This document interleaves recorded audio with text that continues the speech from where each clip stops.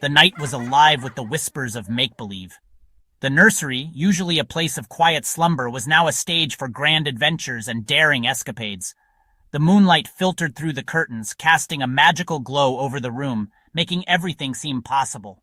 Wendy, John, and Michael Darling were lost in a world of their own.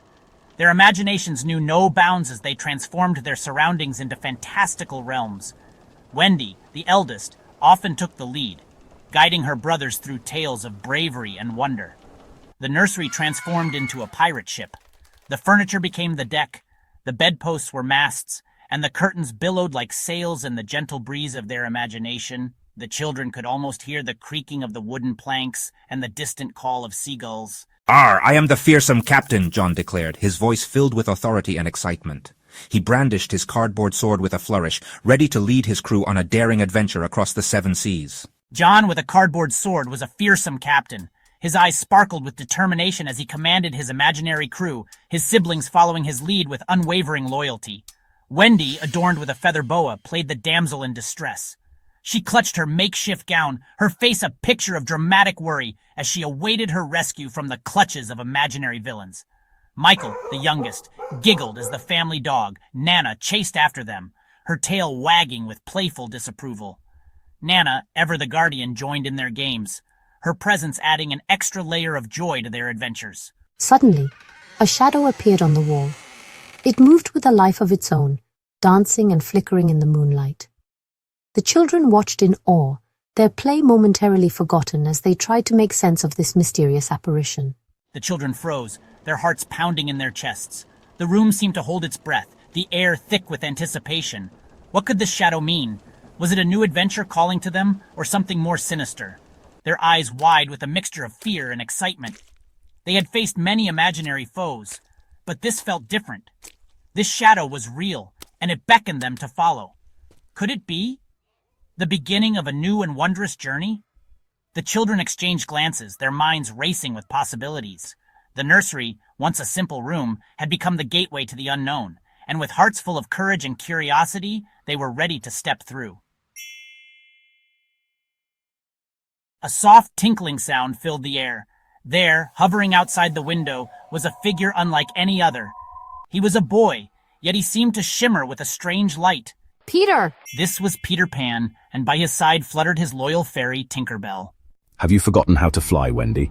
Peter, with a mischievous grin, flew into the room. His voice rang with the sound of laughter and adventure. With a sprinkle of pixie dust and a happy thought, the adventure began. The children closed their eyes, imagining the most wonderful things they could think of. They felt a tingling sensation, as if magic was coursing through their veins. Slowly, they felt themselves lifting from the ground, their feet leaving the earth behind. They opened their eyes and saw the world from a new perspective, floating above the rooftops and treetops. Up, up, they soared, past the moonlit clouds and into a sky filled with a million twinkling stars. The night sky was a vast, endless ocean of possibilities, each star a beacon of hope and wonder. Below them, London shrank until it was nothing but a distant memory. The city lights flickered like tiny fireflies, and the familiar landmarks became mere specks in the distance. Ahead lay Neverland, an island bathed in the golden glow of perpetual sunset. The colors were more vibrant than anything they had ever seen, and the air was filled with the scent of adventure. Lush green forests whispered secrets to the wind. The trees seemed to be alive, their leaves rustling with stories of old and new, inviting the children to explore their depths. Sparkling waterfalls cascaded down towering mountains, their waters glistening like liquid diamonds. The sound of the water was like a symphony, a melody that promised endless adventures. It was a place where dreams took flight and childhood never ended. In Neverland, the impossible became possible, and every day was a new chapter in the greatest story ever told. The children knew that as long as they believed, the magic would never fade. Section 4. Wonders and Adventures. Neverland was more than just a place. It was a feeling. It was the freedom to be whoever you wanted to be. The Darling children, led by the ever-so-daring Peter, found themselves on countless adventures. They swam with mermaids in hidden lagoons. They battled mischievous pirates in epic sword fights. They befriended the Lost Boys, a band of children who, like Peter, refused to grow up. Section 5. The Threat of Hook. But Neverland, like all magical places, held its share of dangers.